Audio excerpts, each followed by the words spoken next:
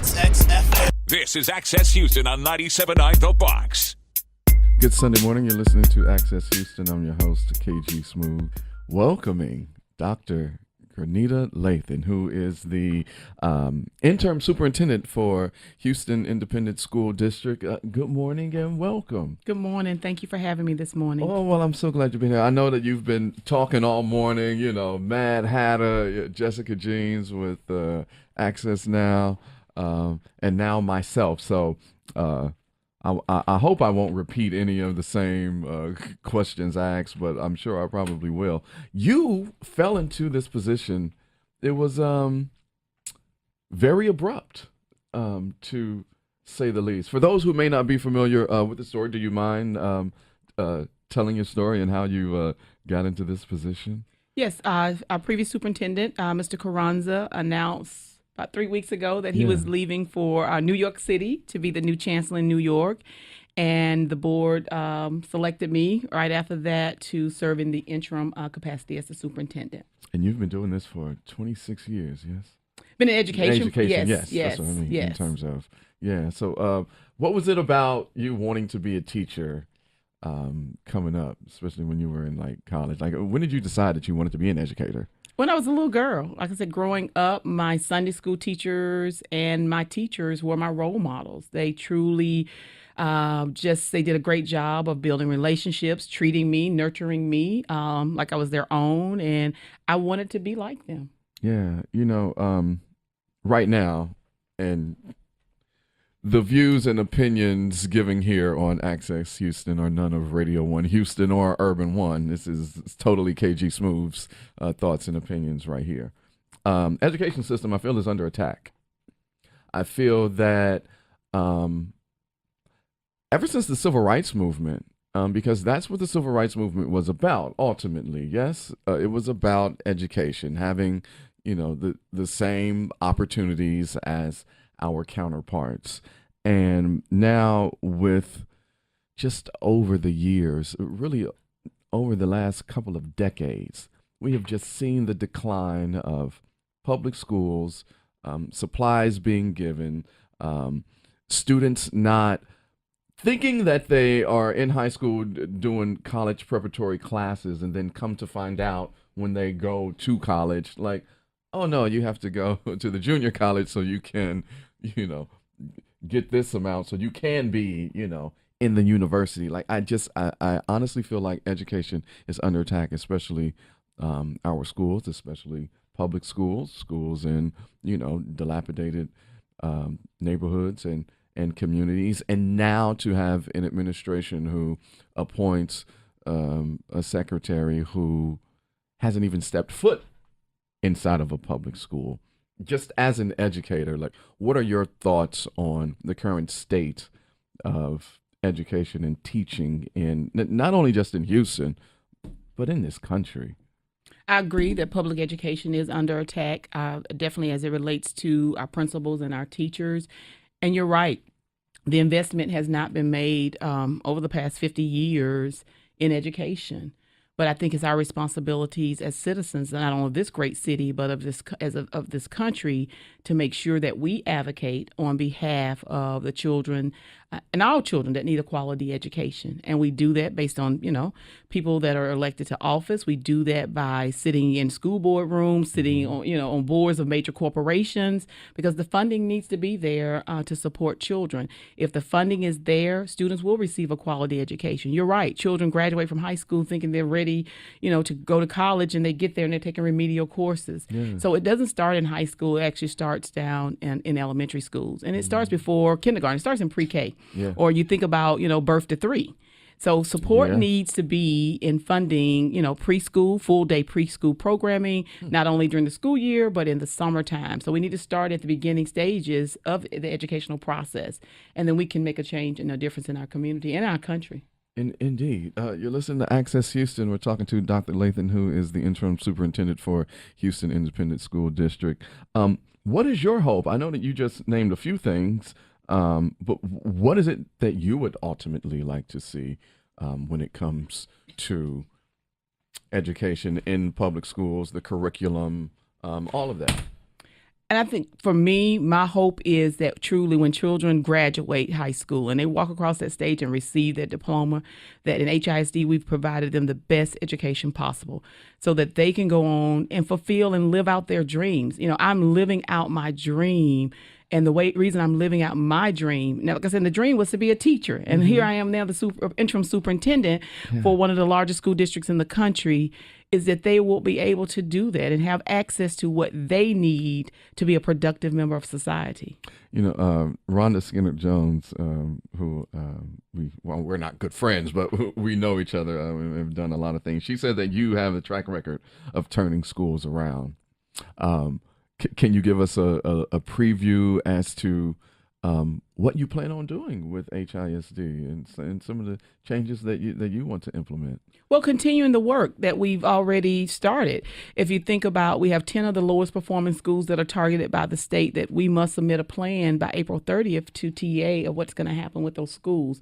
And so right now the focus is looking and entering into what we call a partnership agreement based on Senate Bill 1882 to address those schools for the upcoming school year. But we also have to look at the other 274 schools in the district. And so the focus is closing out this school year, preparing for the upcoming school year, but just making sure across this district we have effective principals and teachers ready not only to close out the school year, but ready to receive students in August. The getting a balanced budget passed and approved by the board in June is another focus. And then looking at and like I said, lost it that fast. But getting a balanced budget, looking at our improvement required schools, but also just kind of boosting up or strengthening what we call our Achieve 180 program, which is also targeted to help our lowest performing schools and former IR schools in the district. I'm also excited that we are starting the pre-authorization phase of the International Baccalaureate program for the Yates feeder pattern. Okay. So Foster Elementary School, Cullen Middle School, and Yates Middle School are going to be participating and going through the application process so that those schools can be recognized as International Baccalaureate programs, keeping students in their neighborhood. It's a major focus for me. It always has been, regardless of where I've worked. And we feel that will enhance the Yates feeder pattern. Yates has done an outstanding job. They've been out of improvement required for the past 2 years. So great things are happening in the Yates feeder pattern and across our district. That's amazing. So I know you got to be really proud of the strides that you all are taking. I don't know if it's a documentary or a movie that is going to be coming out on Netflix, I believe, about those teachers in Atlanta who were arrested with, doing something with the state's, test, something similar to the STAR test that is here. I know that HISD, you guys are gearing up for the STAR test. Yeah, is it yes. This month?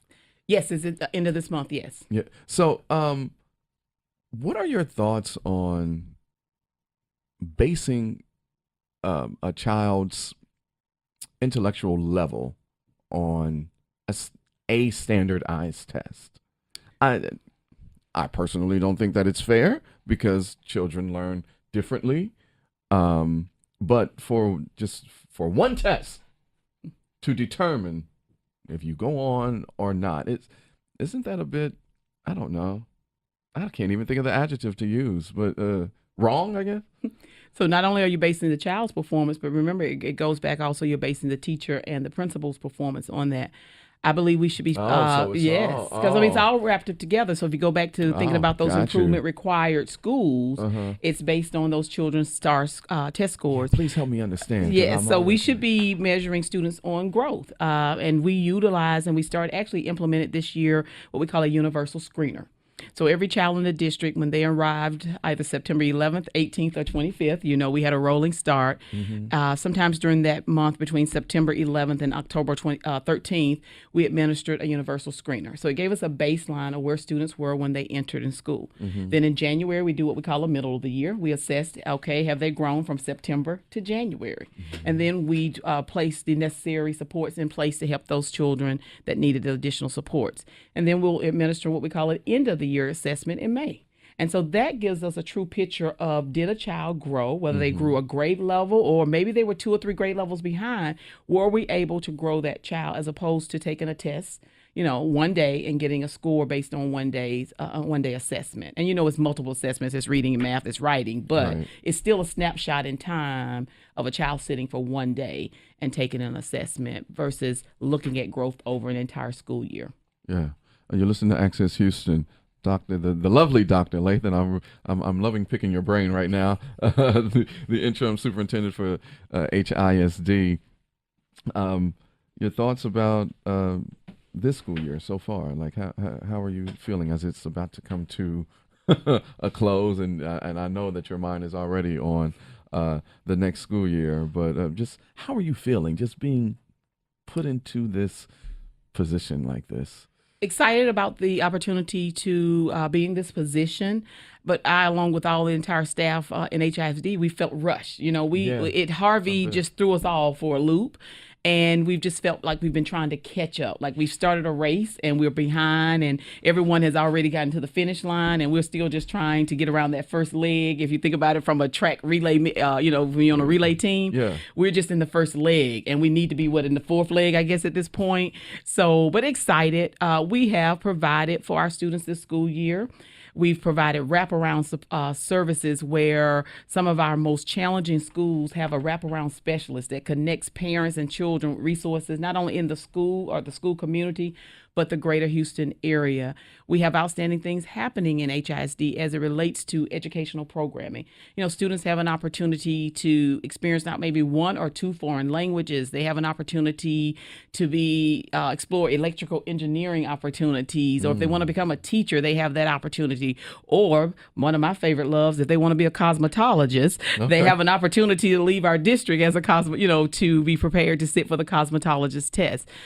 We have free advanced placement courses throughout all of our high schools, and we pay for students to sit for that assessment, which means it will help them as they prepare to move on into college. So great things are happening. I would like to say thank you to our Board of Education for the opportunity to serve, but I want to thank the entire staff and our parents and the greater community for supporting HISD this year. Indeed. And is there still a shortage of black male teachers? I know that was a thing just nationwide. And I know of a group of black men nationwide who have taken steps to, become a male teacher of color.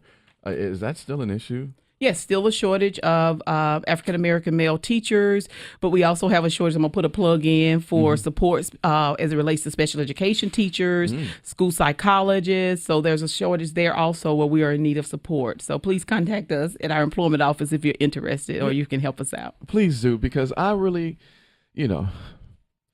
teachers, they don't get a bad rap, but they don't get what they are deserved in terms of pay. Because the way that I see it, a teacher is with your child throughout majority of the day.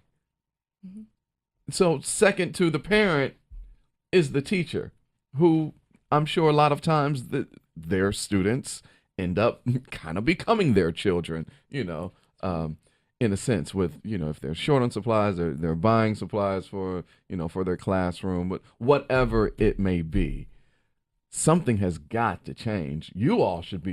I feel that teachers should be the ones that are getting paid the most. I definitely agree. I'm talking 6 figures, because you're such an important part to society and the growth and development of our children. And so for the pay to not equal the work, it's a crime. It's a crime. But I just wanted to say that because, it's true. It is true. It's true. Teachers do not receive the pay that they deserve.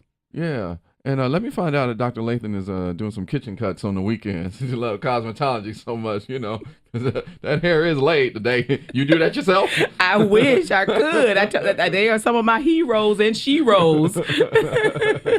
Dr. Grenita Lathan, thank you so much for your time. Such a lovely spirit. I know that you've got, there's so much, but you're going to do well. Thank you. Thank you for having me this morning. It's an honor. Oh, no, the honor is all mine. The pleasure and the honor is all mine, Dr. Lathan. Thank you so much. Thank you.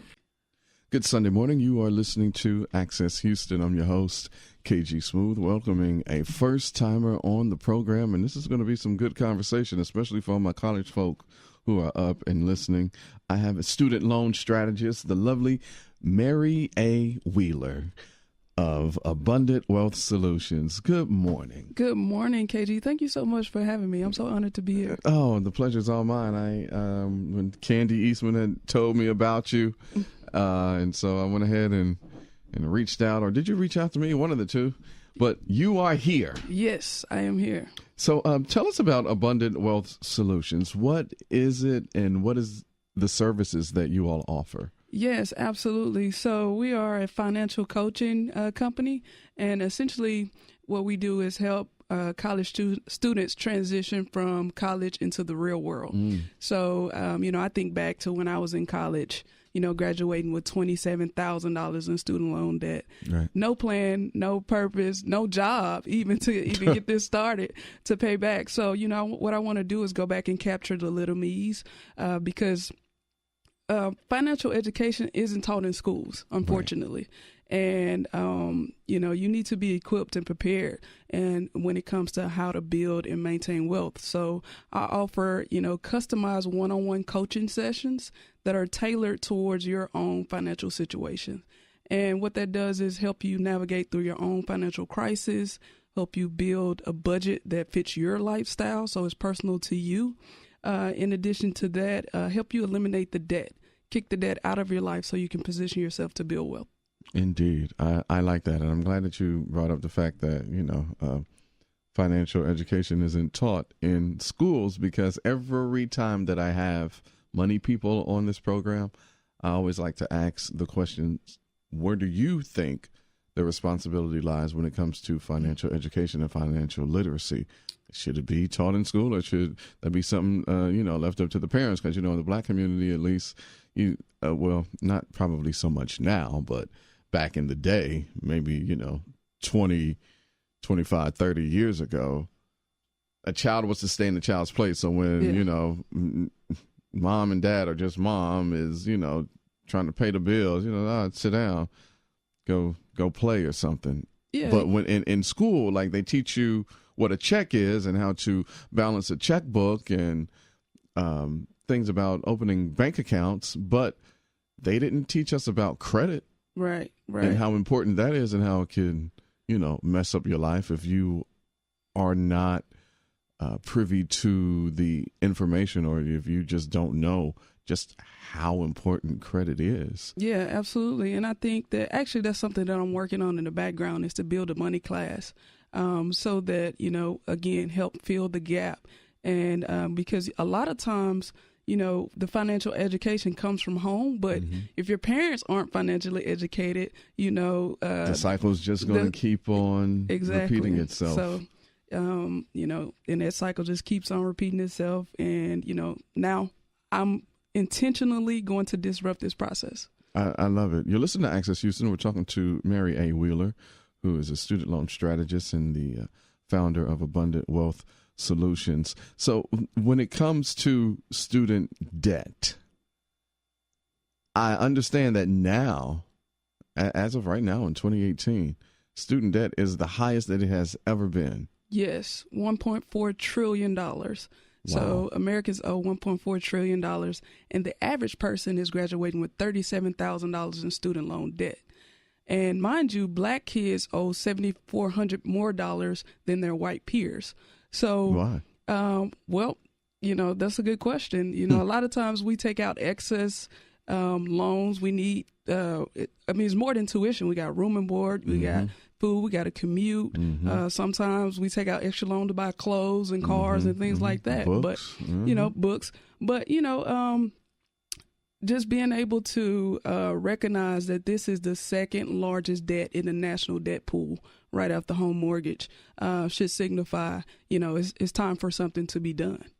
Indeed. Yep. So let's talk about the services that you are offering people. You have one-on-one coaching sessions and workshops. So what happens? So let's say, young KG Smooth, comes through and I need some help. What are the first things you're going to have me do? or one of the first things that I'm going to learn? Yeah, well, the first thing you're going to learn, and this may sound very fundamental, but how much you owe and who you owe. You know, a lot of times that's where the gap owes. You know, you graduate and you just know you have debt. You don't know where it's coming from or who you need to pay. So, you know, we just kind of narrow that down. And then the next step is creating a plan for your finances. So just kind of using the snowball approach when it comes to all of your debt so that you can build your momentum up when it's time for you to get to that student loan debt, which is, you know, around $30-something thousand. So the thing about money is 80% behavior and 20% mechanics. Okay. So, you know, as long as you have self-discipline in place and you're able to control the man in the mirror or the woman in the mirror to be able to control your spending habits and stay in line, because a lot of times people want to be happy, healthy, and rich and thin. But in order to do those things, in order to be thin, you have to have self-discipline to say no to the cookies. In order to be rich, you have to be able to delay consumption, delay gratification in order to have a greater life in retirement. So just take you through that whole process from start to finish. I like that. And you are purposely geared towards, you know, millennials, college students, Yes. people between the ages of, let's say, I don't, what? Well, it's 20. What is it, 18 to 30? to 35? Yeah, 18 to 35. Yeah. So, yeah, you know, like I said, I think back on my own self. You know, I would have liked for somebody to have caught me early, because I didn't pay my debt off until June 3rd, 2016. You know, but had I been educated, I would have did that much sooner, and my net worth would be way more than what it is today. Baby, I'm still paying mine right now. Yeah. Well, you can come see me, KG. You can work that out. Well, you know, I like what you're saying. I mean, I may just have to take you up on this offer. Yes, for those who may not be, you're listening to Access Houston. We're talking to Mary Wheeler, who is a student loan strategist. She's the founder of Abundant Wealth Solutions, helping you and or your child, you know, get their student loan debt together, you know, have your priorities lined up so you can know what to do to soften the blow a bit, because you're already graduating. You said students are graduating already with an average of 37,000. 37,000. That's crazy.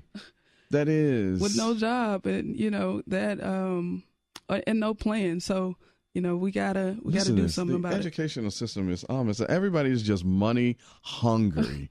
Money hungry. It shouldn't be no way that a student should already be $37,000 in debt, don't have a job yet, and probably when they get the job, it's not going to even be in the job that they have their degree in, because I have so many friends who are doing that or who have, you know, done that, and it's like, yo, what really is in it for me besides you all getting all this money? Yeah, I got this piece of paper, but I'm gonna be messed up for the rest of my life paying you all back for this bit of information.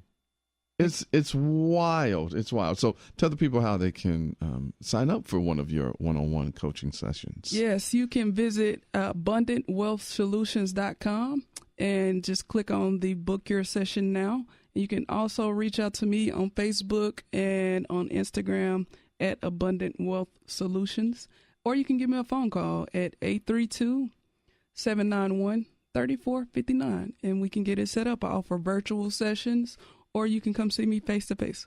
Nice. What has been the if this was the comment section, if we were doing a review, like how have your clients walked away?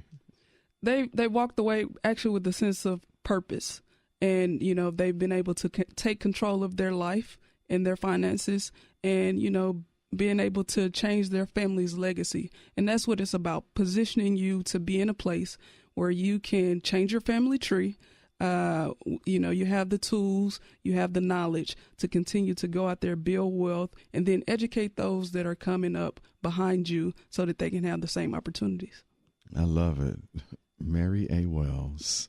of Abundant Wealth Solutions. Man, give out your website and your social media one more time for y'all.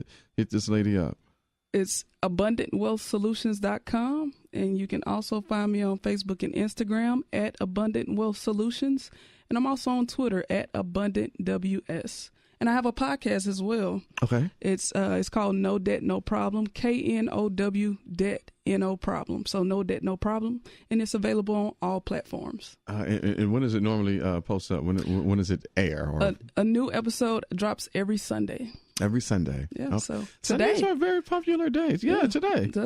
Sundays are popular days for podcast droppings. I have a homegirl of mine that lives in Georgia, and I edit her podcast, and she likes it to drop on Sundays at 4:20. Yeah, because it's a podcast about cannabis and all of that. Very educational though. Like as I'm editing, I'm like, whoa, I didn't know that. Like, very educational. But no, we're trying to get the money back.